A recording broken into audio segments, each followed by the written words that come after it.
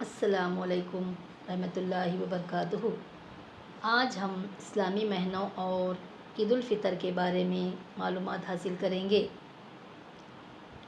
اسلامی مہینوں کے نام: پہلا مہینہ محرم الحرام، دوسرا مہینہ صفر المظفر، تیسرا مہینہ ربیع الاول، چوتھا مہینہ ربیع الثانی، پانچواں مہینہ جمادی الاول، چھٹا مہینہ جمادی الثانی، ساتواں مہینہ رجب المرجب، آٹھواں مہینہ شعبان المعظم، نوواں مہینہ رمضان المبارک، دسواں مہینہ شوال، گیارہواں مہینہ ذوالقعدہ، بارہواں مہینہ ذوالحج۔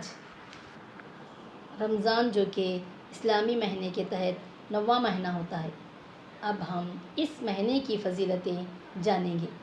رمضان کے مہینے کی فضیلت کیا ہے؟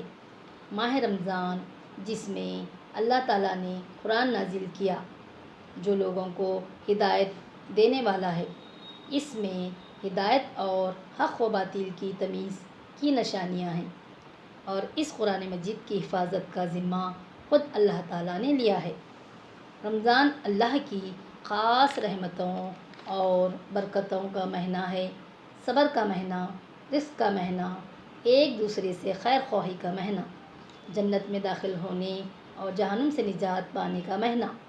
اور رمضان ساری دنیا کے مسلمانوں کے لیے ذکر و فکر، تسبیح، تلاوت، نوافل، صدقہ و خیرات، ہر قسم کی عبادت کا مہینہ ہے۔ اور اس مہینے کی سب سے افضل عبادت روزہ رکھنا ہے۔ جب ہم روزے کی حالت میں ہوتے ہیں تو ہمارے ذہن میں یہ خیال رہتا ہے کہ اللہ تعالیٰ ہمیں دیکھ رہا ہے۔ اس ڈر کی وجہ سے ہم اپنے آپ کو کھانے پینے سے روک لیتے ہیں۔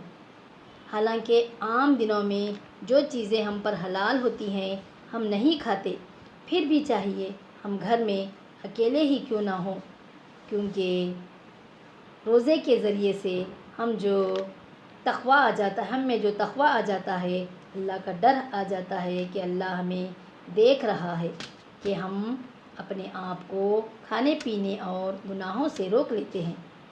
روزہ جہنم کی ڈھال ہے، روزہ جہنم کی ڈھال ہے۔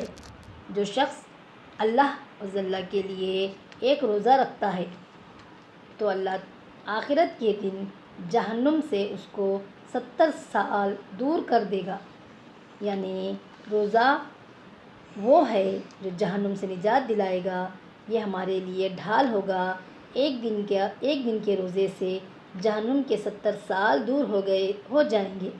تو ذرا غور کریں، ہمارے بچوں، 30 دن کے روزوں پر کتنے سال ہم جہنم سے دور ہو جائیں گے۔ یہ 30 روزوں کے بعد یکم شوال کو ہم عید الفطر مناتے ہیں۔ اچھا، اب ہم عید الفطر کے معنی سمجھیں گے۔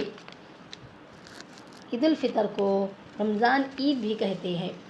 عید الفطر کا معنی صدقہ فطر کہنے کا مقصد کیا ہے؟ جو ہم سے لرزشیں، کوتاہیاں، کمزوریاں روزے میں ہو جاتی ہیں، اس کو دینے سے یہ کمزوریاں اور کوتاہیاں دور ہو جاتی ہیں۔ یعنی اللہ رب العزت اس کو دور کر دیتا ہے، معاف کر دیتا ہے، گویا یہ ایک قسم کا ہماری کوتاہیوں کا کفارہ ہے۔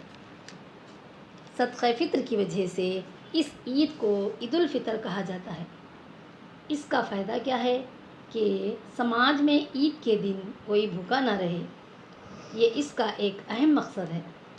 عید الفطر کا فطرہ کھانا وہی ہوگا یا وہی غذائیات ہوں گی جو ہم استعمال کرتے ہیں، جیسے گیہوں، چاول، منقع، کھجور اور پنیر، جو آپ صلی اللہ علیہ وسلم کے زمانے میں دیا جاتا تھا۔ یہ 5 اس زمانے کی غذائیات تھی۔ ان غذائیات کو دینے کی مقدار گھر کے ہر افراد کی طرف سے 2.5 کلو دیا جاتا ہے۔ اس صدقہ فطر کو حقارت سے نہ دیجیے، بلکہ تحفۃً لوگوں کو دیجیے۔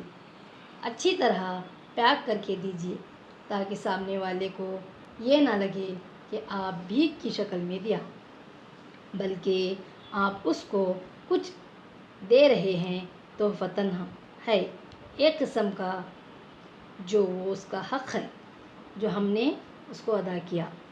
صدقہ فطر کو کب دینا چاہیے؟ عید کے 2 یا 3 دن پہلے بھی دیا جا سکتا ہے تاکہ لوگ عید کے دن بھوکے نہ رہیں۔ اچھا تو بچوں، اب ہم نے عید الفطر کے بارے میں معلومات حاصل کیے۔ کل ہم عید الفطر سبق پڑھیں گے۔